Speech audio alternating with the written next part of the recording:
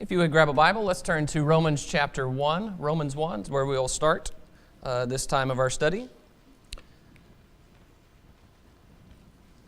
That's an awesome song. I love the phrase as we sang it, the treasures of the trial, the things that are difficult but that we gain through going through adversity and hardship, and it's a beautiful thought. I'm also impressed by Drew.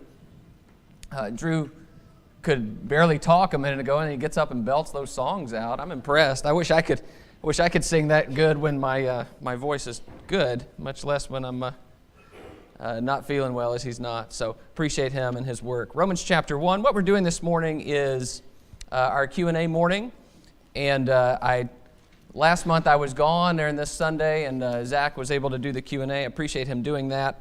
But somebody asked me, are these the easy questions that you gave Zach? And there are no easy questions. I found that again this week. I have two questions. I don't know exactly how long they're going to take, but I was searching for a third, a short, easy question. And you guys have given me none.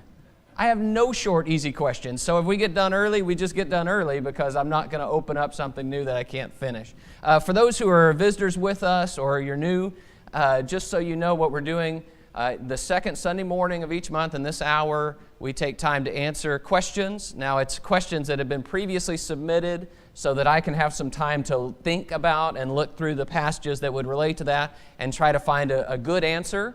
And so in some ways, these are going to be Bible questions, and in some ways, they're going to be questions that show how the Bible interfaces with our lives. And so some of them are going to have some element of judgment to them. It's okay if you disagree with my judgment. I don't have a problem with that. In fact, sometimes you're going to think I have no judgment, and that's okay. But I'm the one who's doing the answering, so I have to tell you what I think. But I'm not just going to try to tell you this is what I think about this. So we have two questions this morning that we're going to try to look at. The first question is this. How should Christians handle addressing homosexual spouses or people with gender dysphoria? That's the question. I need to explain a little bit some of the context of the question, because when I received the question, it's a lot more than I want to put on the board here. But it's a question that comes from a business context, where you as an employee may be dealing with someone as a customer, and so you have the pressure as an employee of what your employer wants you to do with that customer, and then the customer may be someone who is homosexual, who's married, or someone with gender dysphoria who identifies as a different gender than what they appear to be, and they want you to address them by the gender that they have chosen. And so this is a request for advice. How do I handle that situation? How should I deal with or address people like that? And it seems to me, though, as I was thinking about that question, it's a really tough question on the one hand, but it seemed to me that it's sort of a broader question about how do Christians deal with some of the changes that we've seen just in the last few years in terms of our culture regarding these two issues, where homosexual marriage has now been backed by the Supreme Court. That's a reality in our nation. How do we deal with that? How do we engage with people who are married homosexuals? And then also this idea of gender dysphoria, which we'll talk about a little more what that means, but the difference between someone's observable sex and their gender, the identity they have chosen and they want to be addressed by. So let's start with just the idea, what does the Bible teach about homosexuality? That's why we're in Romans chapter 1. So I just want to read here Romans 1, beginning in verse 24. This is we're jumping in the middle of how Paul describes the descent of the Gentiles. And in verse 24 it says, "Therefore God gave them up in the lusts of their hearts to impurity, to the dishonoring of their bodies among themselves, because they exchanged the truth about God for a lie and worshipped and served the creature rather than the Creator, who is blessed forever. Amen. For this reason God gave them up to dishonorable passions, for their women exchanged natural relations for those that are contrary to nature, and the men likewise gave up natural relations with women and were consumed with passion for one another, men committing shameless acts with men and receiving in themselves the due penalty for their error. And since they did not see fit to acknowledge God, God gave them up to a debased mind to do what ought not to be done." He goes into this long list, verse 29 to 31, of these things that they began to do. And then verse 32, "Though they know God's righteous decree that those who practice such things deserve to die, they not only do them, but give approval to those who practice them." So there's a lot to say here about the degeneration, you might say, of the Gentiles and how they got to the awful points they did. But it begins with a lack of spiritual awareness. They did not acknowledge God as God. They were not thankful, but their thoughts were turned, I see it as sort of inward. And they began to decide, what do we like and what do we want to do? And so they began to make their own gods. And then eventually they began to do what they wanted with their own bodies. And God gave them up to a debased mind to do all manner of evil. Now you have homosexual activity specifically condemned here. I think you see that in verse 26 and 27, the idea of exchanging the natural use to what's contrary to nature, and men consumed with passion for other men, and that kind of thing. Now, I think it's important to say homosexuality is an ancient reality. This is not new. And while it may feel new because our culture has shifted with its stance regarding it, it's a very old issue. But ancient homosexuality was a lot less about committed relationships. It was just about the sexual act. And in fact, very often it was not the way we view sexuality as, in our culture, in our time, it's said to be sort of static. Okay, you are a heterosexual or you are a homosexual. In the ancient world, it was just that you were out of control sexually, and the object of that could be anyone. So it was a very different view than what we have today. But the marriage element of homosexuality isn't really addressed in Scripture because that wasn't really a part of the climate of the time. So that is different with regard to our modern context. There's one other piece in verse 32 that I want to pull out here. Though they know God's righteous decree that those who practice such things, and we're not just talking about homosexuality here, but this whole list of things in 29 to 31, that those who practice such things deserve to die, they not only do them, but give approval to those who practice them. So it mentions people not only doing those things, but also approving. So maybe not everybody is involved in every aspect of this, but the fact that they approved of it was also an issue. That is, they did not say, this is wrong, you shouldn't do that, this is a bad thing. So there is a strong implication from that verse that we're not to approve of others doing evil. Okay? Even if we don't engage in the evil ourselves, that we don't approve of it. So that's sort of a grounding I want to begin with. Now let's talk a little bit about this idea of gender dysphoria. Gender dysphoria is the idea that a person feels they are a different gender than their biological sex. So they're born a man or male, but they feel like they are not male. That is not what they feel they are or want to be, and the difference between their bodies and their mental state about who they identify as a gender just causes them a great deal of distress. So there are a couple of factors that are complicating when it comes to people who have gender dysphoria or who are called transgender, meaning sort of between genders. So one of those complicating factors is that there is, as you probably know, a broad movement afoot to legitimize this kind of thinking and say that we need to identify people and address them by the gender they choose and they identify with, even if it's different from their sex. And of course, that's a broad movement in our society. And there is an issue with that because we struggle as a society to address people in a way that's different from what they appear to be. Okay, that's an issue, and that's difficult. And so that's a pressure, though, that, as the question indicates, moves into the workplace. So here is an employer. He does not want to offend or upset customers, right? Okay, so he's concerned about if we don't call people what they want to be called, then they're going to get mad. Perhaps they'll sue us. It can become a problem. And so the employer wants the customer happy and puts pressure on the employee who's going to interface with the customer and says, let's be sure and do whatever those people would like for you to do. So that's one complicating factor. The other concern about gender dysphoria is legitimizing that kind of thinking. You know, if I call someone what they tell me they want to be called, am I giving approval to that? Am I agreeing that gender is a fluid construct and it's different from sex and that kind of thing, and that we can just choose the gender we want to identify with?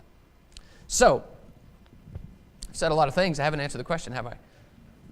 So how should Christians handle addressing homosexual spouses? So, for example, in a customer situation, a man begins to talk about his husband, or a woman begins to talk about her wife, or we have some kind of business transaction that has to deal with that kind of situation. My take on this is that Christians should always be unfailingly polite and accommodating. Now, let me tell you why. I don't endorse someone's life choices just because I am kind to them. I am going to be kind as best as I have it in me to everyone, whether that's in a business setting or not. And I do not legitimize their relationship. This is my judgment. I do not legitimize their relationship by referring to them in a way that they prefer. For example, I'll just give you an example that might not be quite so polarizing as these two issues. If someone has a marriage that is against God's will, and we could do a little study on this, we're not going to do it this morning, but there are marriages that are against God's will. You even see some in the Bible. It doesn't mean that I have to pretend that marriage doesn't exist. Okay, I cannot address that person as your wife because that's not a right marriage. See, the Bible condemns homosexual activity, and the Bible speaks of marriage as male and female, but just because something is not biblical doesn't mean it doesn't exist.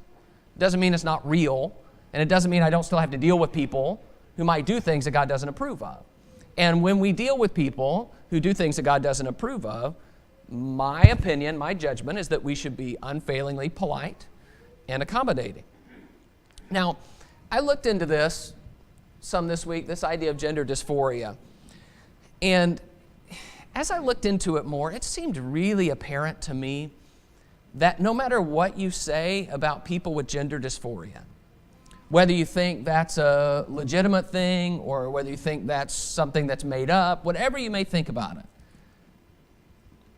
it seems to me that these people deserve our compassion because these are people who have a real issue and they are deeply distressed by the issue. So whether you think we should not treat them by their preferred gender or we should treat them by their preferred gender, I am saying there is a tremendous amount of psychological trouble that is caused by this.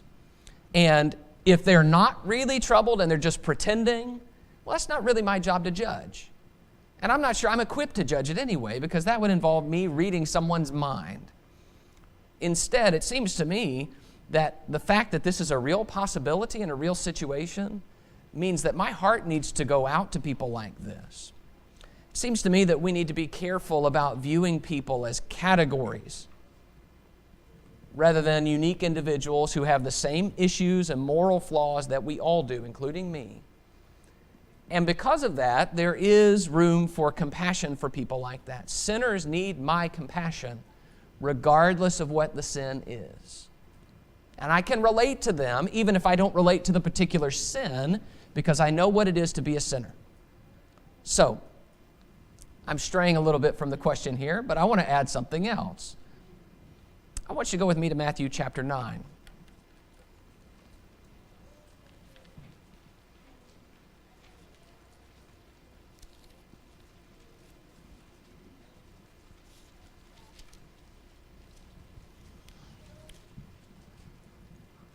This is Matthew 9 and verse 9.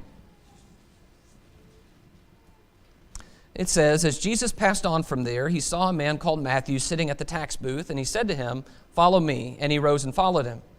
And as Jesus reclined at table in the house, behold, many tax collectors and sinners came and were reclining with Jesus and his disciples. And when the Pharisees saw this, they said to his disciples, why does your teacher eat with tax collectors and sinners? But when he heard it, he said, those who are well have no need of a physician, but those who are sick. Go and learn what this means. I desire mercy and not sacrifice, for I came not to call the righteous, but sinners. I bring this passage up and this idea of Jesus engaging with, going to eat with tax collectors and sinners, along with the Pharisees' criticism of that, because I'm a bit concerned when we have a strategy of engaging people by, quote unquote, taking a stand. Taking a stand instead of getting to know a person and appealing to them with the gospel. So let me ask you a question. If someone doesn't know you and doesn't seem to care at all about who you are and what you do, but that person then approaches you and says that you are wrong with a huge part of your life, how likely are you to be to listen to them? if they don't know you or care about you or have any relationship with you, that message, you're going to laugh at it. You're going to say, you don't know me. You don't know anything about me. So it seems to me that to do that to someone else would not only be counterproductive, it might be insulting. Now, remember what Jesus did. And I want you to see this. Jesus goes out of his way. In verse 10 it says, many tax collectors and sinners came and were reclining with Jesus and his disciples. You know that Jesus gained a reputation for the close relationship he had with tax collectors and sinners. In fact, he was known for that by the Pharisees in that disdainful way. He's a glutton and a winebibber, a friend of tax collectors and sinners. This man receives sinners, Luke 15:1. He goes into Zacchaeus' house. He knows Zacchaeus' name. And he says, I'm staying at your house today. And the people all grumble. Jesus says in Matthew 21, the tax collectors and prostitutes go into the kingdom of heaven before you, Pharisees. Okay, Jesus went out of his way to engage people who were known to be sinners. Meanwhile, the Pharisees go out of their way to say, I want nothing to do with those people. That's a category of people I refuse to have any say in. Now, just remember that. The difference there between Jesus' mode of engagement with those who are lost and the Pharisees' mode of engagement with the lost. So it seems to me, the reason I say I'm concerned, I'm just a bit concerned when we say I'm not going to get to know anyone or talk to anyone or have a relationship with anyone who may be a sinner or who may do something I don't like or maybe even have a view I don't agree with. And we say, no, that's me taking a stand. Whereas Jesus gives us an example of compassion and outreach. Please hear me, never compromising the truth of the gospel, never saying this is okay, never approving of evil. I don't think any of us would say that's what Jesus does. But showing the kindness that should be the trademark of Christians. And it appears to me this is just one example of situations where it's going to be hard for us to do that. And we're going to have to figure out how does the kindness that should characterize me and the engagement and compassion I should be feeling make it into a real life situation. So I just think those are things to think about. Now again, I told you in the beginning, you may disagree with me and my judgment, and that's okay. You may think I have no judgment, that's okay. But it's something I think we need to think about. So my answer to this question is, with the unfailing kindness and perhaps even compassion that should characterize Christians, should be our trademark. All right, let's go out of the frying pan into the fire. Should a woman or child lead a prayer on behalf of a family before a meal? All right, so that's the question. Briefly, in the beginning, I would like to say that praying before a meal, praying gratitude, is a Jesus practice and a Christian practice. I say this because I know someone very well, don't worry, they don't go to church here. I know someone very well who is hostile to the idea of praying before a meal. He just doesn't like it and he thinks it's a ridiculous ritual, to which I say, Jesus did it and Christians did it. Let me just show you a couple of passages here. This is John 6:11. Jesus then took the loaves, and when he had given thanks, he distributed them to those who were seated. He had given thanks. This is when Jesus feeds the 5,000. Paul says this in 1 Corinthians 10:30, if I partake with thankfulness, why am I denounced because of that for which I give thanks? Okay, so he is talking about in the context of eating meat sacrificed to idols, and he is saying, this is just meat, it's just food. Why would I allow something I ate and gave thanks for to give room for others to denounce me or speak evil of me? And then 1 Timothy 4, verses 4 and 5, this is a very interesting passage regarding the whole practice. He says, for everything created by God is good, and nothing is to be rejected if it is received with thanksgiving, for it is made holy by the word of God and prayer. Okay, we're talking about food here. And he is saying there's no food that's off limits, which of course would be a startling thing for a Jew to say, and Paul was a Jew, but he is saying it is made holy by the word of God and prayer. So in other words, it's something that is sort of acceptable because we thank God for it. So in some way, I'm not saying it changes the substance of the food or anything like that. I'm saying that the Bible is teaching us this is a practice that's appropriate. But of course, that's not really the question. The crux of the question is about who leads prayer. So let's go to 1 Corinthians chapter 11. 1 Corinthians 11. concerns about who leads a prayer center around the New Testament teaching on women and spiritual authority. So 1 Corinthians chapter 11.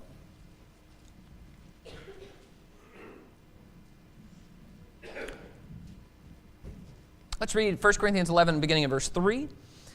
He says, "But I want you to understand that the head of every man is Christ, the head of a wife," that's my version, yours might say head of a woman. "The head of a wife is her husband, the head of Christ is God." Verse 4, "Every man who prays or prophesies with his head covered dishonors his head, but every wife who prays or prophesies with her head uncovered dishonors her head, since it is the same as if her head were shaven." So Paul envisions here both men and women praying and prophesying. And his concern here is about the head. Head, meaning that's reference to spiritual authority that is set up in verse 3. The head of every man is Christ, the head of every wife or woman is man, and the head of Christ is God. So there's sort of an order, or you might call it a hierarchy of spiritual authority. But he does not say here that women are not to pray. That is not the idea. Women don't pray, or else you're somehow violating the hierarchy of spiritual authority. Only that they should pray with respect for that. And in this text, that means a covering. And he talks a lot about that. In fact, we could go into a lot of detail about the covering. Actually, I don't know that I could. We could try to go into a lot of detail about the covering, but it's a very challenging text, as those who are in my class when I taught on it last year can attest. But you have the principle here that women praying has reference to the authority of man and woman, and then Christ and God. All right, let's look in chapter 14 of 1 Corinthians. 1 Corinthians 14.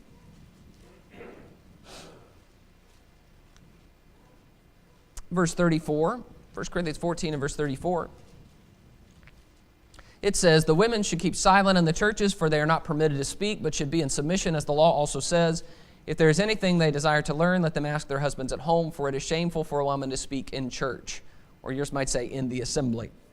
All right, so women should keep silent in the churches. It says there in verse 34, they should be in submission. It says in verse 34, and then verse 35, if they want to learn, let them ask their husbands at home, which in other words is saying at some place or time that is not in the assembly. So usually what happens when we read this passage is we take that idea of silence and then we combine it with this. This is 1 Timothy 2, 11 and 12. "Let a woman learn quietly with all submissiveness. I do not permit a woman to teach or to exercise authority over a man. Rather, she is to remain quiet." Okay, so usually we combine these two passages. They both talk about, one talks about silence, one talks about quietness, and they both talk about submission. And then we take that idea and we just say essentially that women are not to teach or be an authority over the worship service. Okay, so the idea of teaching comes from 1 Timothy 2, teaching or exercise authority over a man. So we usually take that, combine it with 1 Corinthians 14, and kind of put those things together and say, well, generally what that's saying is that women aren't to be in a leadership role in the worship service. But it is clear, if you look at 1 Corinthians 14, that the context is churches. In fact, he says that word churches. And again, you got to get out of our modern use of the word church, and remember, they don't probably are not talking about a church building. We're talking about the assembly or the gathering of the people of God for worship. So, churches is the context of these two passages, and I believe also 1 Timothy 2, although it's a longer discussion, I believe 1 Timothy 2 is talking about the assembly in context as well. I believe that this idea of teaching or exercising authority and remaining quiet is something that is talking about the assembly. In other words, I don't believe that she is to remain quiet is a permanent state for all women. Always be quiet. Okay, I believe that's something that's talking about our assembly. So, what about outside the assembly? Which is really the crux of our question, right? We're talking about taking a meal. And I tend to view home life and things outside the assembly more leniently than I do the assembly, where it's clear from what we've just read that there are some expectations for how things are going to be done in the assembly. That home life seems to me to be different. So look with me in Ephesians chapter 6 for a moment. Ephesians 6.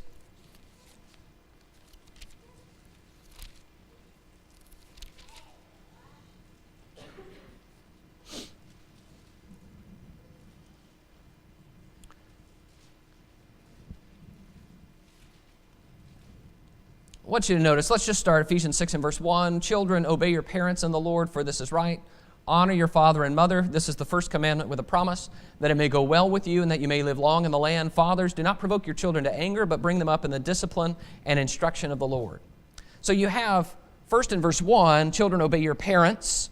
Verse 2, honor your father and mother. But then in verse 4, fathers. Fathers, don't provoke your children to anger, but bring them up in the discipline and instruction of the Lord. So what's missing there? There's nothing there about mothers. Okay, now mothers, implied in parents in verse 1, specified in verse 2, honor your father and mother, but not expressed at all in verse 4. Now I take that to mean that fathers are to be the primary spiritual leaders and influencers in the home. But does that mean mothers can't teach their children? Because he says fathers?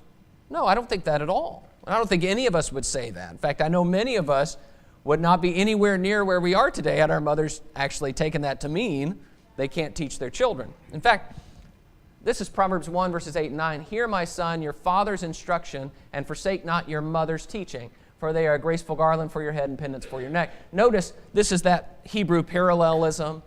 Father's instruction and mother's teaching are parallel. They are considered the same thing. They explain one another. And so the idea is what the father teaches and what the mother teaches are viewed as one.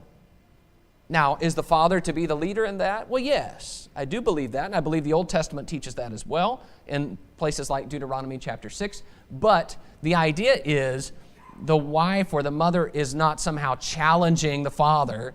She is instead working with the father. And in fact, that father's role is not weakened by that. In fact, I believe it's strengthened because we have sort of a parenting team instead of one person having to dictate everything that goes on.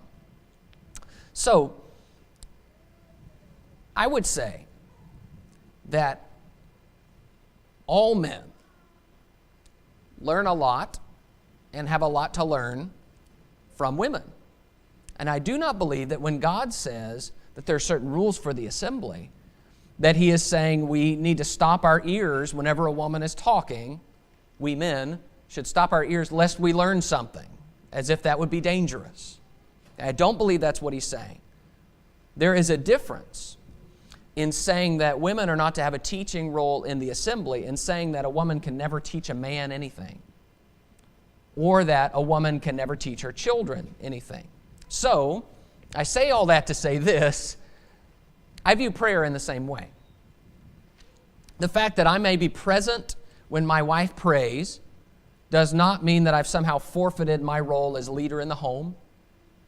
It also doesn't mean that she should have to take over that role, like leading a prayer before a meal, because I'm lazy or because I just am unwilling to do it. I don't believe that's a good option. It's just that it doesn't seem inappropriate to me, even in light of the passages we've discussed about what happens in the assembly. It does not seem inappropriate to me. Now, having said that, you may feel differently. In fact, the actual question was, what are your thoughts? So I have to tell you, these are my thoughts. But if you feel differently, follow your conscience and convictions. There's nothing wrong with doing it in a different way, but that's just what I believe about that. Now, when you ask the question about a child, I feel similarly, particularly because I have 2 boys in my home, and there is a role that hopefully they will embrace as they age of being spiritual leaders, both in the church and in their own homes someday. And they need practice praying. And family time is a place where there is an appropriate acceptance and also opportunity to teach or guide. And I've got to say, as a parent, I want to know, where are my kids' hearts at? And prayer is a window into the heart. I want to hear my kids praying, and I want them to even practice praying for other people. So as a father, I'm concerned about their spiritual development. To me, them leading prayer, especially before a meal, is an opportunity to do that. Now, you may feel differently about that, and you may say no, based on maybe Ephesians 6:4, or based on a construct you have, you don't think that's appropriate. And in that case, you follow your conscience and your convictions about that. But to me, it seems that there is some value in some of these things, whether it's a woman or a child leading prayer. I do not believe that's somehow a usurpation of authority in the home. That's my judgment. All right, well, that's all I've got. I looked for a 3-minute easy question. You guys didn't give me any, so it's your fault. And but keep asking questions, keep submitting them to me, and we'll continue the Q&A process. So thank you so much for your attention. We'll be dismissed for our